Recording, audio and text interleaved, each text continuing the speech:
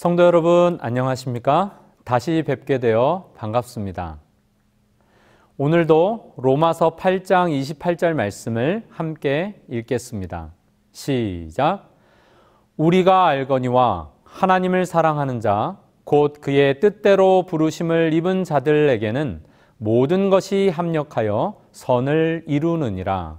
아멘. 성경 주석은 이렇게 설명합니다. 믿음을 가리키는 모든 것은 이미 사랑을 포함하는데 그리스도인의 믿음은 하나님께 대한 사랑과 찬미 그리고 그분의 모든 것에 근거하기 때문이다. 하나님은 그러한 사랑을 가진 자들의 유익을 위해 언제나 일한다. 이번 주는 제8과 보이지 않는 자를 봄입니다. 영구보미의 말씀이 4개인데요. 베드로전서 5장 7절과 마태복음 6장 25절로 33절을 추가해 보는 것도 좋겠습니다. 기억절 히브리서 11장 27절을 함께 읽겠습니다. 시작! 믿음으로 애굽을 떠나 왕의 노함을 무서워하지 아니하고 곧 보이지 아니하는 자를 보는 것 같이 하여 참았으며. 히브리서 11장 27절 말씀. 핵심 질문은 최악의 상황 속에서도 우리로 견딜 수 있게 하는 하나님에 관한 진리는 무엇인가입니다.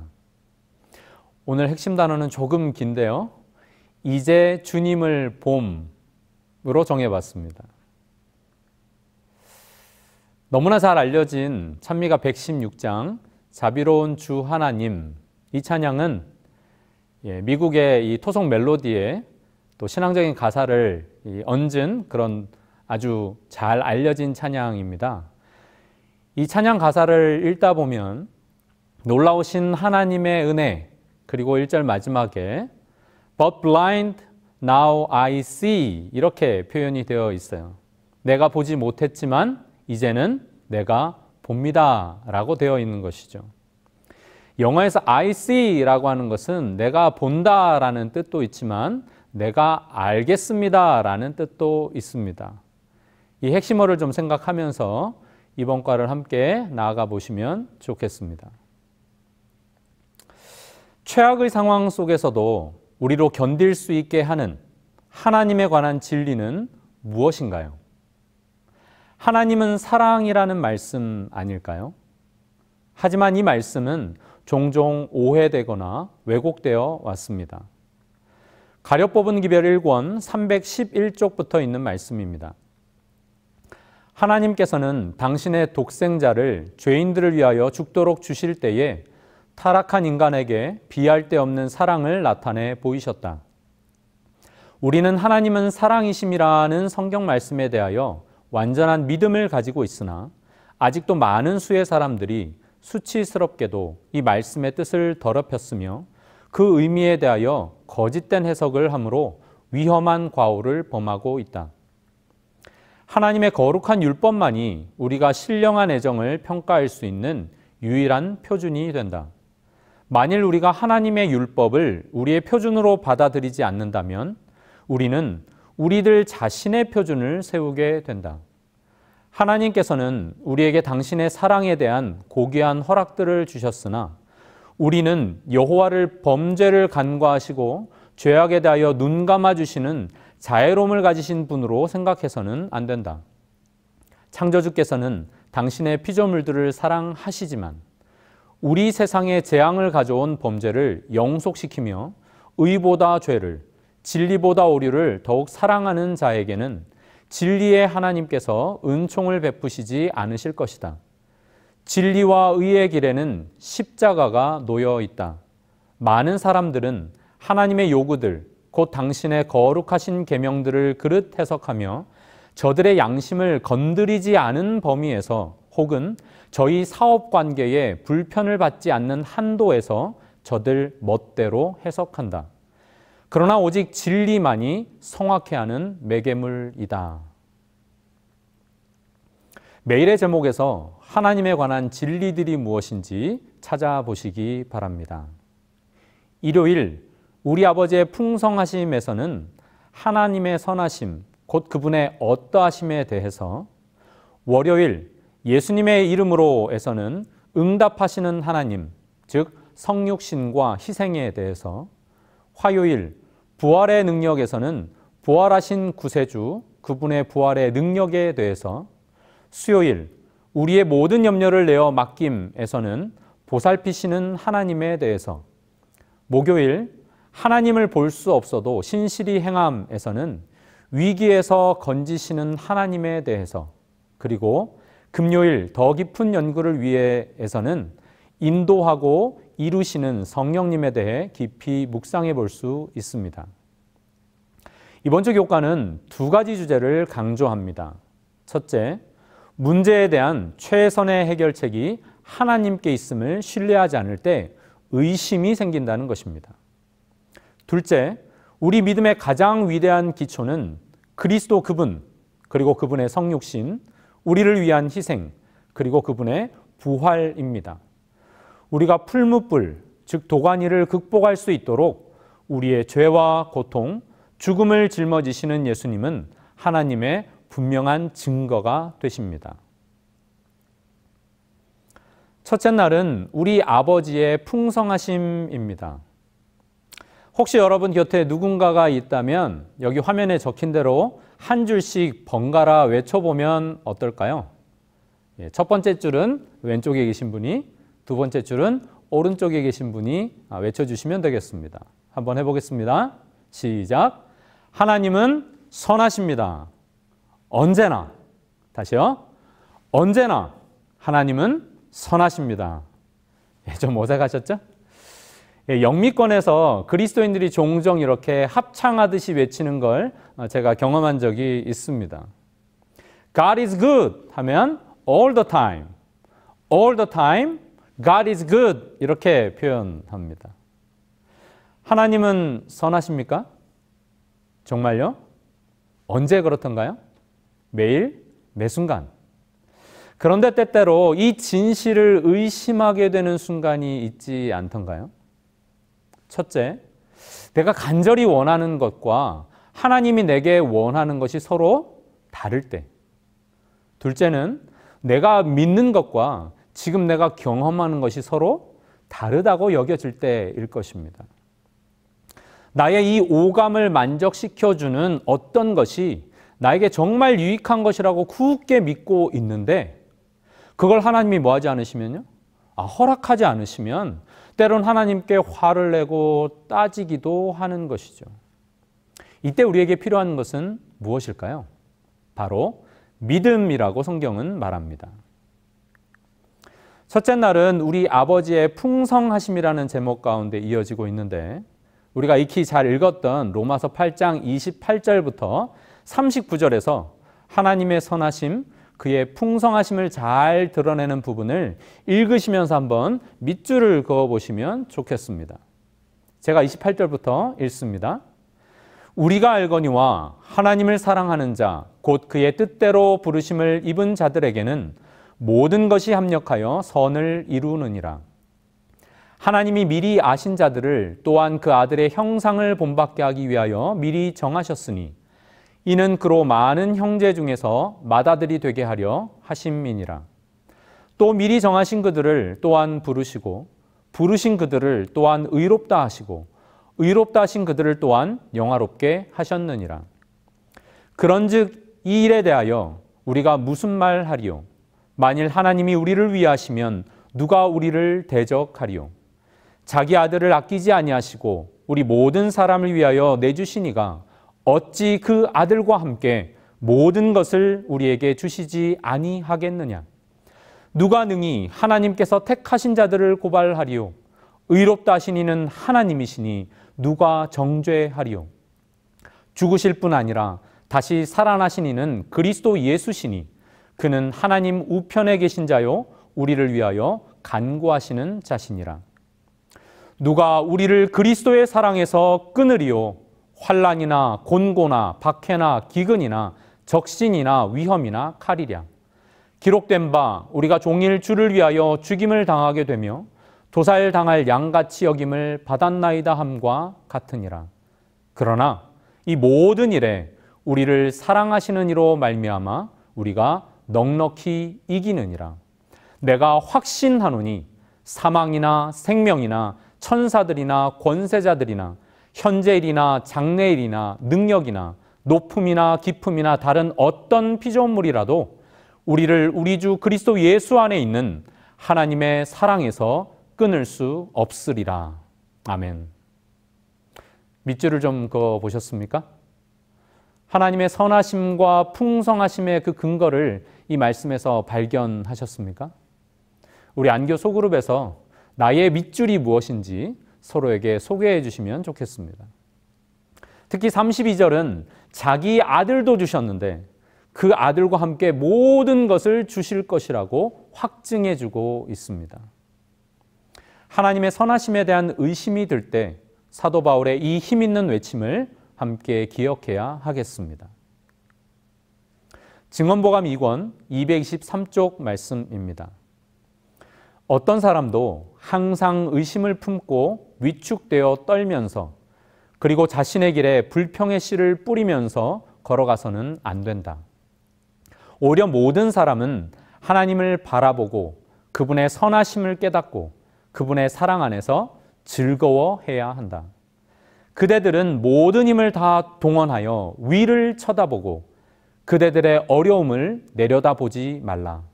그리하면 그대들은 도중에서 쇠약해지지 않을 것이다. 아멘. 둘째 날은 예수님의 이름으로입니다. 요한복음 14장 14절 말씀입니다. 내 이름으로 무엇이든지 내게 구하면 내가 행하리라. 예수님께서 제자들에게 이 말씀을 하시게 된 이유는 무엇일까요? 우리가 요한복음 13장 33절부터 읽어보면 얼마 있지 않아서 예수님께서 그들을 떠나가야 하셨기 때문이라는 것을 알게 됩니다. 제자들은 근심하게 되었습니다. 혼란과 무력감에 빠진 그들에게 주님은 이렇게 말씀하십니다. 요한복음 14장 1절부터 있는 말씀입니다. 너희는 마음에 근심하지 말라. 근심하는 일을 멈춰라. 그런 뜻이에요. 하나님을 믿으니 또 나를 믿으라. 믿음을 말씀하십니다. 그러면서 재림의 귀한 약속을 주십니다. 내 아버지 집에 거할 곳이 많도다. 그렇지 않으면 너희에게 일렀으리라. 내가 너희를 위하여 거처를 예비하러 가노니 가서 너희를 위하여 거처를 예비하면 내가 다시 와서 너희를 내게로 영접하여 나 있는 곳에 너희도 있게 하리라. 사실 읽어보면 예수님의 말씀은 4절까지 이어집니다. 내가 어디로 가는지 그 길을 너희가 아느니라. 그러자 도마가요. 우리가 그 길을 알 수 없습니다. 라고 말합니다. 이때 주님께서는 내가 곧 길이요 진리요 생명이니 나로 말미암지 않고는 아버지께로 올 자가 없느니라 라는 귀한 말씀을 해 주십니다. 이어서 예수님께서는 요한복음 14장 7절에서 너희가 나를 알았더라면 내 아버지도 알았으리로다. 이제부터는 너희가 그를 알았고 또 보았느니라. 여기서는 예수님을 아는 것과 아버지를 알고 보는 것을 연결하고 있습니다. 이 말씀에 대해서 8절에 빌립이 이르되 주여 아버지를 우리에게 보여주옵소서. 예수님께서 내가 이렇게 오래 너희와 함께 있으되 네가 나를 알지 못하느냐. 나를 본 자는 아버지를 보았거늘 이라고 말씀해 주십니다.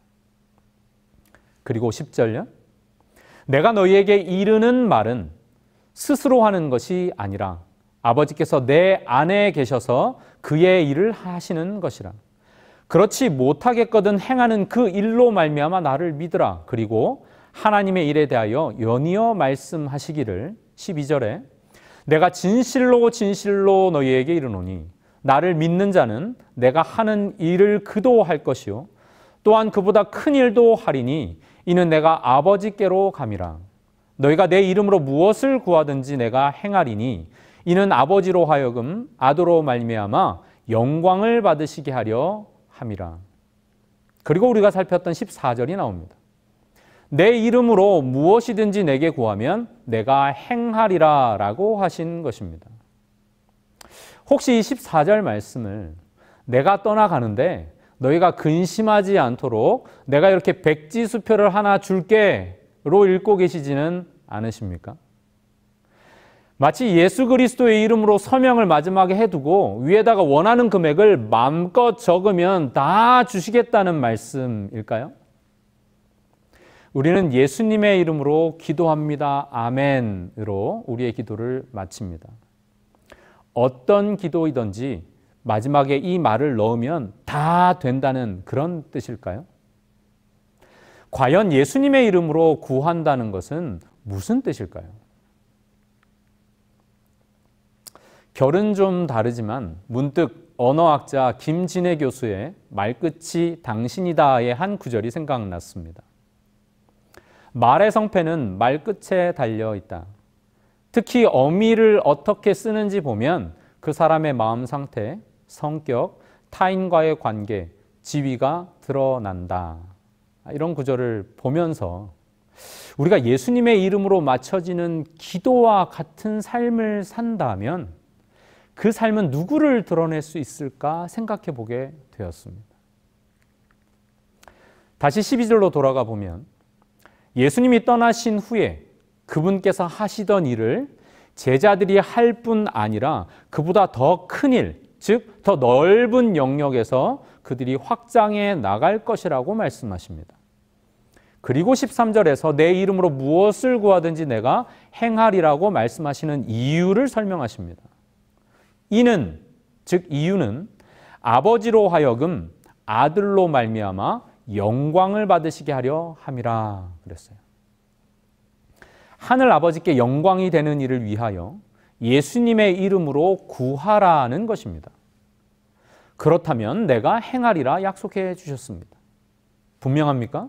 네, 그렇습니다. 엘렌 화이트는 초기 문집에서 자신이 계시 중에 보았던 50여 개의 성경절들을 열거하고 있습니다. 한 장의 카드에 금으로 기록된 이 성경절들 중에 요한복음 14장 13절부터 15절이 포함되어 있습니다. 여기 특히 15절이 연이어 기록되어 있다는 것은 무엇을 의미할까요? 사랑으로 그분의 뜻을 따르고자 할 때라는 말이 아닐까요? 한번 다시 묵상해 보시기 바랍니다. 메시지 성경은 13절, 14절을 이렇게 풀어두었습니다. 너희는 기대도 좋다. 이제부터 내가 누구이며 내가 무슨 일을 하는지 너희가 믿고 무엇이든지 구하면 내가 다 이루어 주겠다. 그리하여 아들 안에서 아버지가 어떤 분이신지 훤히 드러나게 하겠다. 정말이다. 너희가 무엇이든지 이 방법대로 구하면 내가 다 이루어 주겠다. 너희는 기대도 좋다. 이렇게 번역해놨어요. 신앙은 기대하는 것입니다. 무엇을요? 하나님의 능력을요.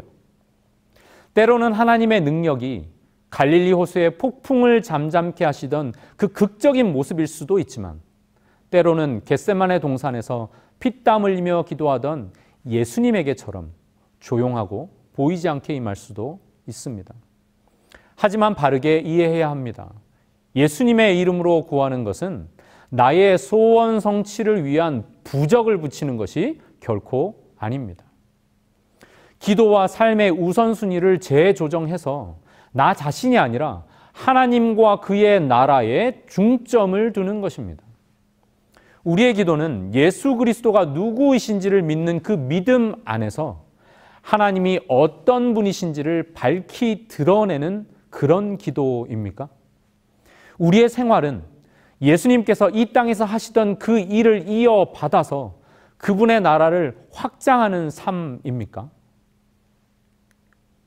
기원 후 4세기 그리스의 외딴 마을에 살았던 수도사 텔레마커스는 어느 날 로마로 가라는 하나님의 음성을 듣습니다.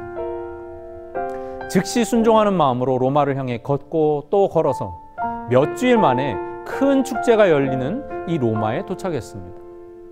군중들에 휩싸여서 원형 경기장으로 쓸려 들어갑니다. 황제 앞에 서서 경례하면서 죽기 위해 준비된 우리는 황제께 경의를 표합니다라는 검투사들의 우렁찬 소리에 열광하고 있는 관중들을 보았습니다.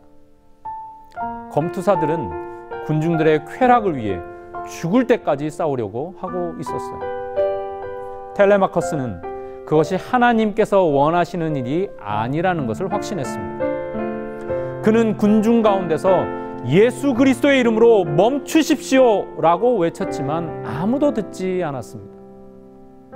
결투가 시작되었고 목숨을 건 도박판이 벌어지고 있었습니다.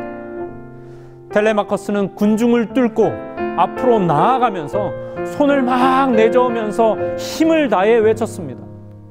예수 그리스도의 이름으로 멈추십시오.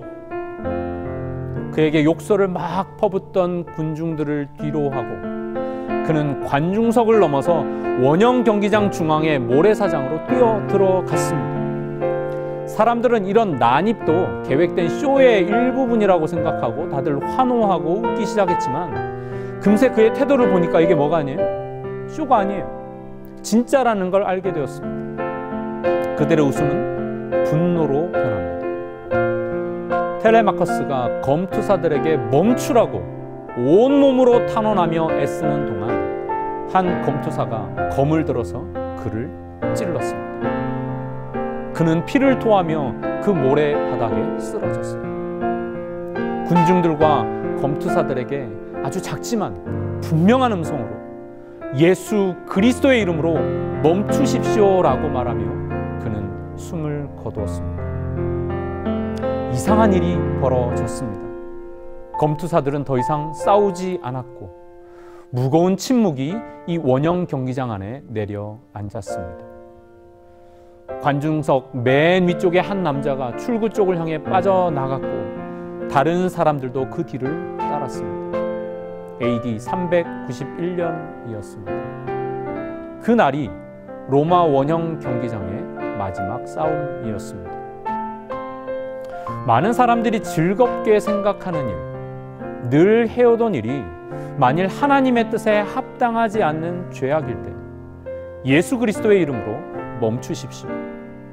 나의 발걸음이 예수 없이 죽어가는 영혼들을 향하지 않고 죽고 썩어 없어질 세상을 향하고 있다면 예수 그리스도의 이름으로 멈추십시오. 나의 손길이 도움을 필요로 하는 이웃을 향하여 펼쳐지지 못하고 내 정욕을 채우려고 움켜쥐어 있다면 예수 그리스도의 이름으로 멈추십시오. 나의 마음이 주께서 맡기신 사명과 그 동행하심에 대한 감사보다는 내 생각에 휩싸여서 불평과 원망에 갇혀 있다면 예수 그리스도의 이름으로 멈추십시오. 사도행전 3장 6절로 8절에서 베드로가 이르되 은과 금은 내게 없거니와 내게 있는 이것을 너에게 주노니 나사렛 예수 그리스도의 이름으로 일어나 걸으라 하고 오른손을 잡아 일으키니 발과 발목이 곧 힘을 얻고 뛰어서서 걸으며 그들과 함께 성전으로 들어가면서 걷기도 하고 뛰기도 하며 하나님을 찬송하니 사람들이 몰려들었을 때 왜 놀랍게 여기느냐? 우리 개인의 권능과 경건으로 이 사람을 걷게 한 것처럼 왜 우리를 주목하느냐? 예수로 말미암아 난 믿음이 이같이 완전히 낫게 하였느니라. 베드로는 성전 미문에서 구제를 위해 손을 내밀던 그 사람에게 하나님의 구원과 회복이 이르도록 하는 그 통로 역할을 충실하게 감당했습니다. 여기 베드로의 고백이 무엇이었습니까? 내게 있는 이것, 곧 나사렛 예수 그리스도의 이름, 이것은 구원과 회복을 위한 전부라는 고백이었습니다. 이것으로 충분합니다 였습니다. 손을 내밀던 그 사람은 일어나 뛰고 걸으며 무엇을 했습니까? 네, 하나님을 찬송합니다. 사람들이 몰려와 놀랍게 여길 때 다시 한번 고백된 것은 무엇입니까? 이것은 예수로 말미암아 난 믿음이 이같이 완전히 낫게 하였다 였습니다. 시대소망 667쪽 말씀입니다. 아직도 제자들이 구주의 무한한 재원과 능력을 알지 못할 때 예수께서는 제자들에게 지금까지는 너희가 내 이름으로 아무것도 구하지 아니하였다고 말씀하셨다. 예수께서는 그들의 성공의 비결은 당신의 이름으로 힘과 은혜를 구하는 데 있다고 설명하셨다. 그분은 그들을 위하여 간청하려고 아버지 앞에 나아가실 것이다. 예수께서는 그 영혼을 대신하여 마치 자기 자신의 소망인 것처럼 겸손한 탄원자의 기도를 드리신다. 성실한 기도는 어떤 것이나 하늘에서 들으신 바 된다. 비록 기도가 유창하게 표현되지 않을지라도 마음에서 우러나왔다면 그것은 예수께서 봉사하시는 지성소에 올라갈 것이며 예수께서는 서투르거나 더듬는 말은 한마디도 없이 완전한 그분 자신의 아름답고 향기로운 향과 함께 이것을 하나님 앞에 바치실 것이다. 신실과 성실의 길은 장애물이 없는 길이 아니요 기도가 필요함을 알게 되는 매우 어려운 길이다. 하나님께로부터 능력을 받지 않고 살 수 있는 자는 한 사람도 없으며 그 능력의 근원은 가장 연약한 인간에게도 열려 있다. 아멘. 셋째 날은 부활의 능력입니다. 그리스도의 부활이 가르쳐 주는 것들을 언급해 보면 첫째, 인간의 유한성과 무능력을 깨닫게 해줍니다. 둘째, 하나님과 우리가 올바른 법적 관계를 가지게 합니다. 셋째, 우리도 장차 부활할 것에 대한 소망을 줍니다. 넷째, 예수께서 하늘 보좌 우편, 즉 능력과 권세의 자리에 앉으심을 알게 해줍니다. 그리고 다섯 번째, 생명의 능력이 오늘 우리와 함께 하심을 알려줍니다. 우리 교과는 특히 넷째와 다섯째 사실을 확신하도록 요청하고 있습니다. 에베소서 1장 18절부터 있는 말씀입니다. 여기서 바울은 교회를 위하여 기도합니다. 너희 마음의 눈을 밝히사 그의 부르심의 소망이 무엇이며 성도 안에서 그 기업의 영광의 풍성함이 무엇이며 그의 힘의 위력으로 역사하심을 따라 믿는 우리에게 베푸신 능력의 지극히 크심이 어떠한 것을 너희로 알게 하기를 구하노라.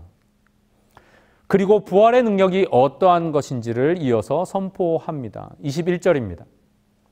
모든 통치와 권세와 능력과 주권과 이 세상뿐 아니라 오는 세상에 일컫는 모든 이름 위에 뛰어나게 하시고 또 만물을 그의 발 아래 복종하게 하시고 그를 만물 위에 교회의 머리로 삼으셨느니라. 교회는 그의 몸이니 만물 안에서 만물을 충만하게 하시는 이의 충만함이니라. 그 능력과 생명을 수여받은 유기체가 무엇이라고요? 교회입니다. 마음대로 할 수 있습니까? 아니요. 교회의 머리 되신 그리스도께 복종할 때 그 능력의 충만함이 발해질 것이라고 말합니다. 가려 뽑은 기별 1권 352쪽입니다. 이 부분은 좀 함께 소리를 내어 읽어보시겠습니다. 시작. 사탄 앞에서 예수님만 쳐다보며 나에게는 부활하신 구세주가 계시다. 주님께서는 결코 나를 어리둥절하게 만들 고난을 주지 않으실 것이다. 나는 주님 안에서 승리할 수 있다. 예수님은 나의 의가 되시며 나의 기쁨의 면류관이시다 라고 말하라. 자주 이렇게 선언할 수 있게 되기를 간절히 바랍니다. 교회 증언 8권 128쪽 말씀입니다. 예수님은 요셉의 새 무덤에 누워 계시지 않으신다. 그분은 부활하셔서 하늘로 승천하셨고 거기서 우리를 위하여 중보하고 계신다. 우리에게는 우리를 사랑하셔서 우리를 위해 돌아가신 구주가 계신다. 그러므로 그분을 통하여 우리는 소망과 힘과 용기와 그리고 그분의 보좌에 그분과 함께할 자리를 가질 수 있게 되었다. 그대가 그분을 부를 때 그분께서는 언제든지 그대를 도우실 수 있고 또한 즐겨 도와주신다. 아멘. 넷째 날은 우리의 모든 염려를 내어 맡김입니다. 여기 보이는 글자를 함께 읽어보시겠습니다. 시작. 걱정할 수 있는데 왜 기도하십니까? 뭔가 이상한데? 그런 느낌이 드셨나요? 그런데 실제로 우리는 너무도 자주 하나님께 근심을 맡겨버리는 대신 혼자 염려하지 않나요? 더 큰 문제는 그렇게 하는 게 이상하게 여겨지지 않는다는 겁니다. 자, 이제 좀 바르게 해서 다시 읽어보겠습니다. 밑에 있는 것입니다. 시작. 기도할 수 있는데 왜 걱정하십니까? 감옥에 갇혀서도 사도 바울은 오늘 우리에게 권면합니다. 빌립보서 4장 6절 7절 말씀입니다. 아무것도 염려하지 말고 다만 모든 일에 기도와 간구로 너희 구할 것을 감사함으로 하나님께 아뢰라. 그리하면 모든 지각에 뛰어난 하나님의 평강이 그리스도 예수 안에서 너희 마음과 생각을 지키시리라. 아멘. 베드로전서 5장 7절 말씀입니다. 너희 염려를 다 주께 맡기라. 이는 그가 너희를 돌보심이라. 베드로는 그의 편지에서 시편 55편 22절을 인용하고 있습니다. 너의 짐을 여호와께 맡기라. 그가 너를 붙드시고 의인의 요동함을 영원히 허락하지 아니하시리로다. 염려를, 짐을 붙잡지 말고 맡겨 버리라. 아멘. 누구에게 맡겨야 합니까? 주님께요. 여호와께입니다. 단순하고 분명한 말씀입니다. 우리 주님께, 여호와 하나님께 지금 맡겨야 할 문제가 혹 있으십니까? 왜 아직 맡기지 못하고 계십니까? 교과 114쪽은 이렇게 진술합니다. 이유가 무엇이건 간에 우리가 문제를 붙들고 있는 이유 중에 하나는 우리 자신이 누구보다도 그 문제를 잘 해결할 수 있다고 여기기 때문이다. 베드로는 우리가 주께 맡길 수 있는 이유를 무엇이라고 말하나요?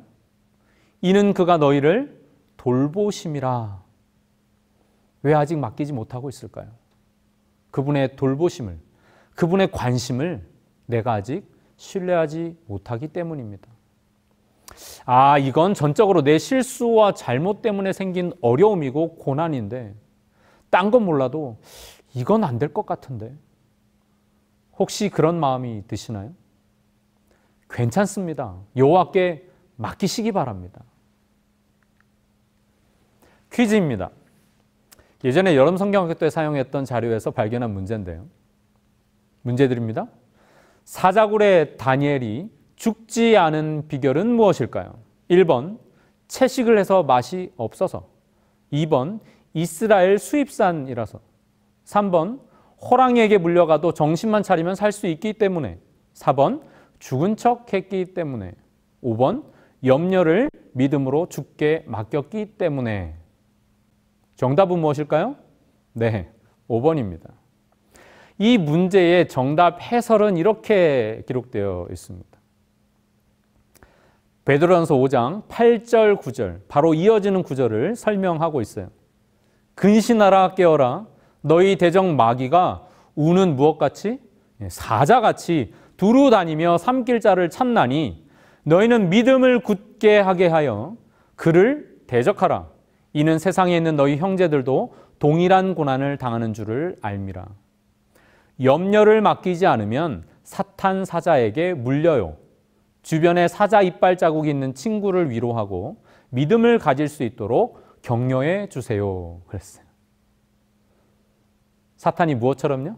우는 사자처럼 삼킬 자를 찾는다 그랬습니다. 근데 그것을 피할 수 있는 방법은 5장 7절에서 이미 뭐 하라고 말했습니까? 여호와께 맡겨 버리라 그랬어요. 그렇다면 다니엘은 어떤 사람이었습니까?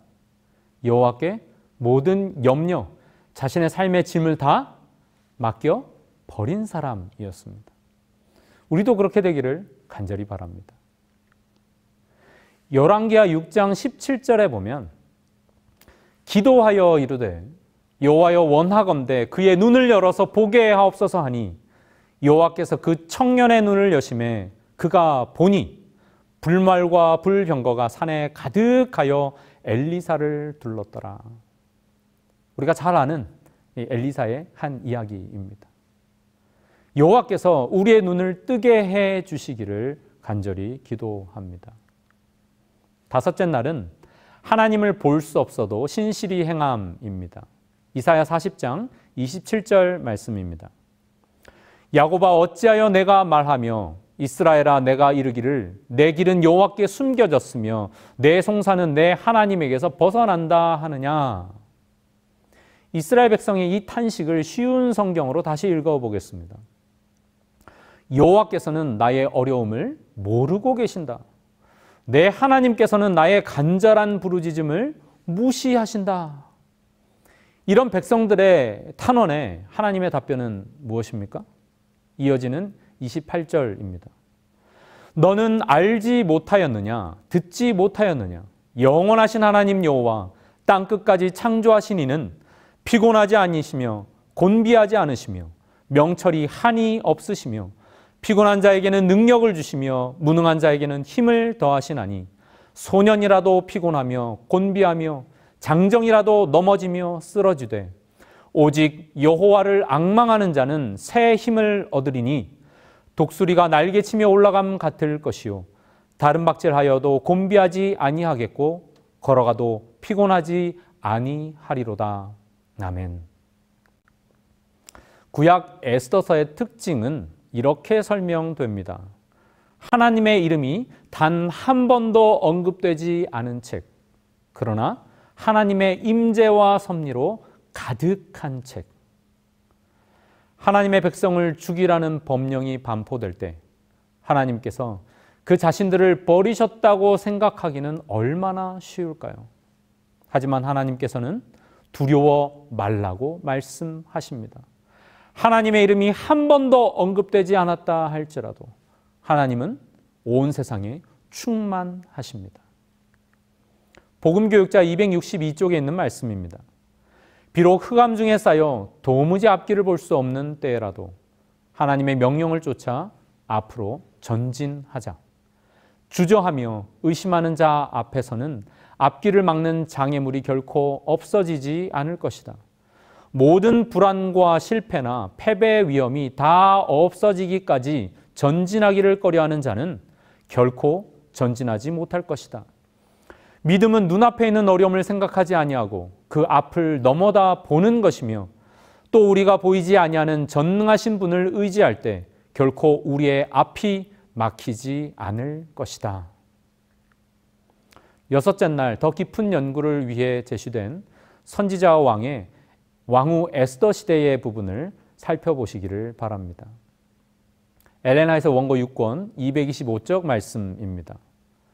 하나님께서는 구하는 자들에게 성령을 주시겠다고 말씀하시지 않았는가?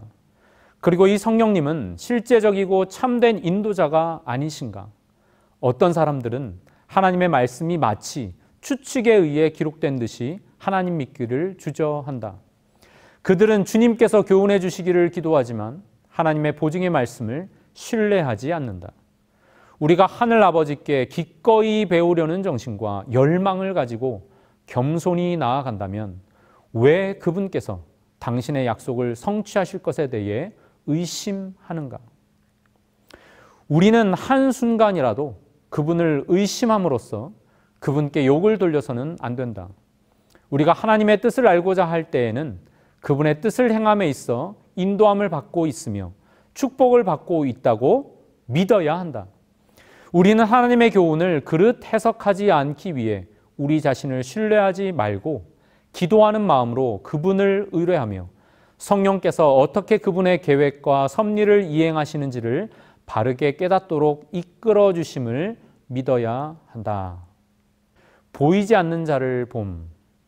우리는 어떻게 볼 수 있을까요? 우리는 예수님을 통해 하나님을 볼 수 있습니다. 그분의 말씀을 통해 하나님을 볼 수 있습니다. 성경은 수많은 말씀들을 통해서 우리가 하나님을 볼 수 있는 방법을 알려주고 계십니다. 여러분 각자가 알고 있는 성경절들을 꼭 찾아서 소그룹에서 서로에게 소개해 주시기 바랍니다. 나의 갈 길 다가도록 이 찬송 좋아하시지요? 이번 안식일에는 우리 안교 소그룹에서 이 찬양을 함께 불러보시면 어떨까요? 이 찬송시는 그 유명한 페니 크로스비 여사가 지은 것입니다. 이 작사의 배경은 이렇습니다. 1875년 그녀는 5달러가 급하게 필요했습니다. 하지만 당장 구할 수가 없었어요. 기도하면서 이제 찬송시를 쓰려고 방을 서성거리고 있는데 한 낯선 방문객들이 도착합니다.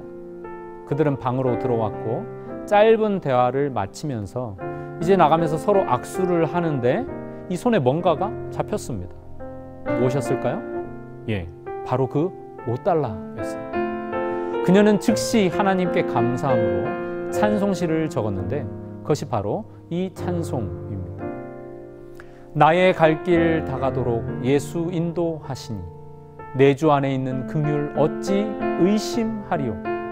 믿음으로 사는 자는 하늘 위로 받겠네. 무슨 일을 만나든지 만사 형통하리라. 무슨 일을 만나든지 만사 형통하리라. 이렇듯 삶 속에서 늘 기도하며 작성한 찬송시들이 95년의 생애를 살면서 8천여 편에 이른다고 합니다. 제가 그래서 산술적으로 한번 계산을 해봤어요. 만약에 5살부터 찬송시를 쓰기 시작했다면 90년생의 가운데, 즉 32,850일 가운데 이 8천여 개를 기록했다는 것입니다. 그러면 평균 4.1일 동안 하나씩 적은 것입니다. 만약 10살 때부터, 즉 85년간 말하자면 1025일 동안 이 8천여 개 찬송시를 썼다면 대충 3.87일마다 한 번씩 찬송시를 썼다는 거예요. 대략 3, 4일에 한 개씩, 말하자면 일주일에 2개씩 찬송시를 계속 쓴 것입니다. 평생 동안. 그녀는 보이지 않는 분을 매일 보는 사람이었습니다. 우리도 그렇게 되길 축복합니다. 이제 나눔의 말씀입니다. 이 질문들을 함께 살펴보면 좋겠습니다. 어려움에 처했을 때 가장 먼저 생각나는 사람은 누구입니까? 왜 그렇습니까? 여러 명을 소개할 수 있게 되기를 바랍니다. 두 번째, 로마서 8장 28절부터 39절의 말씀을 통해 우리는 어떤 확신을 가질 수 있을까요? 셋째, 예수님의 이름으로 기도드린다는 것은 무슨 의미입니까? 넷째, 예수님의 부활이 우리에게 주는 확신과 희망은 무엇입니까? 다섯째, 베드로전서 5장 7절이 우리에게 주는 기별은 무엇인가요? 여섯째, 스스로 해결할 수 없는 위기에 빠졌을 때 우리가 기억해야 할 하나님의 약속은 무엇일까요? 그리고 마지막으로 마음에 평안 없이 살아가는 수많은 사람들에게 우리가 그리스도인으로서 나누어 줄 수 있는 희망의 메시지는 무엇입니까? 그것이 있습니까? 결론입니다. 우리를 위해 독생자를 아낌없이 내어주신 하나님께서 우리가 예수님의 이름으로 간절히 구하면 우리를 위해 일하시겠다고 약속하셨습니다. 비록 우리의 눈에 보이지 않을지라도 항상 우리를 돕기 위해 준비하고 계신 하나님의 선하심을 믿으며 염려하는 대신 하나님께 맡기고 살아갈 때 참된 평안을 경험할 수 있습니다. 믿음의 눈을 뜨게 하시고 보게 하시는 하나님의 세계를 마음껏 누리며 감사하고 이웃을 격려하고 함께 찬양하시다가 다음 시간에 또 뵙겠습니다. 감사합니다.